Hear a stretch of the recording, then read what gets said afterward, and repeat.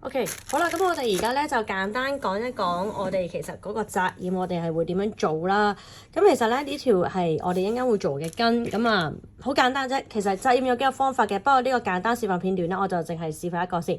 咁我哋好多時會攞啲波子嘅，咁我哋波子啦，可能咁樣擺咗落去，跟住擰一擰，擰到佢實一實，擰到佢盡，跟住咧我哋就攞橡筋咁樣翹啦，跟住就係如此類推，繼續做落去啦。咁呢度我哋可以繼續隔少少位置啦，我哋又可以擺個波子落去，係啦。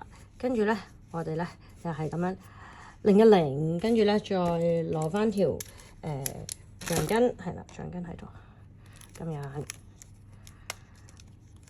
翹啦。咁啊翹到你自己覺得要幾多粒為止啦。因為其實每一個翹嘅位咧，就係呢啲就係一啲空白嘅位置，咁啲顏色咧就唔會擺落去嘅。咁啊，譬如當我哋翹夠咗一定嘅份量啦，呢個頭先我哋翹咗嘅。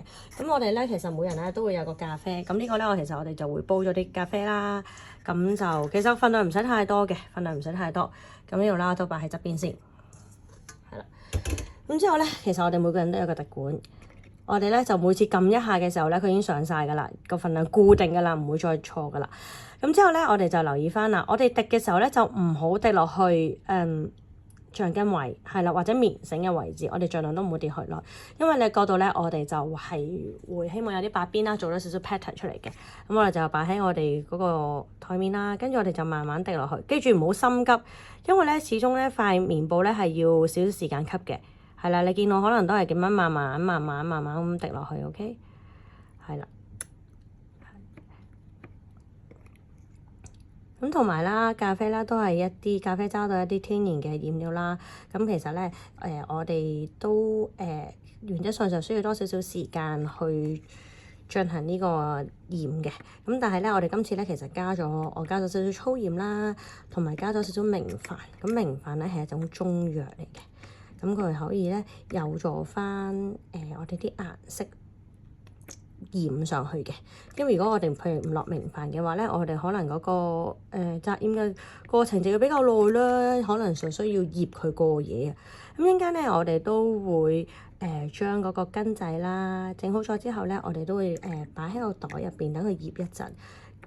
咁啲顏色就會靚啲㗎啦，就好似我哋煮嘢食咁，我哋加好晒啲醃料之後咧，我哋都要等一陣啊咁樣嗰啲咯。我盡量啲顏色平均就得啦。咁我哋呢啲譬如呢啲波波位，我哋小心慢慢滴就得，唔使話太多。係啦。咁我哋呢條根咧，其實都唔需要話真係好多咖啡嘅。OK，係啦。咁一陣間轉頭咧，我哋都可以拆出嚟睇下個效果啦，係啦。咁我哋紮染其實就最主要係我哋用啲唔同嘅材料啦，令到有啲位置我哋遮住咗。咁遮住咗嘅情況下咧，咁啲染料就唔會喺嗰度嘅。咁染料唔喺嗰度嘅時候咧，就會有啲 pattern 出現㗎啦。咁我哋咧，譬如而家整咗一半啦，係咪？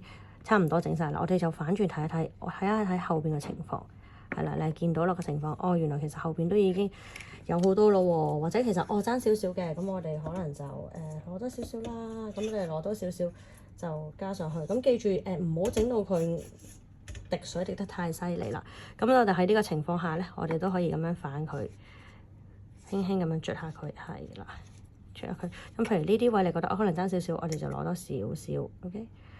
係啦，少少得㗎啦，少少係啦。咁之後咧，我哋可以用個滴管啦，或者我哋可以用呢個少少棍啦，係啦，用少少棍硬啲，咁你就可以去篤一篤佢，係啦，咁樣將剩餘嗰啲篤一篤佢。咁之後咧，我哋咧就將佢擺喺個膠袋入邊等一陣，係啦。一陣間咧，我哋會同大家講少少禁毒資訊啦，跟住咧，我哋就會一齊拆翻呢個作品㗎啦。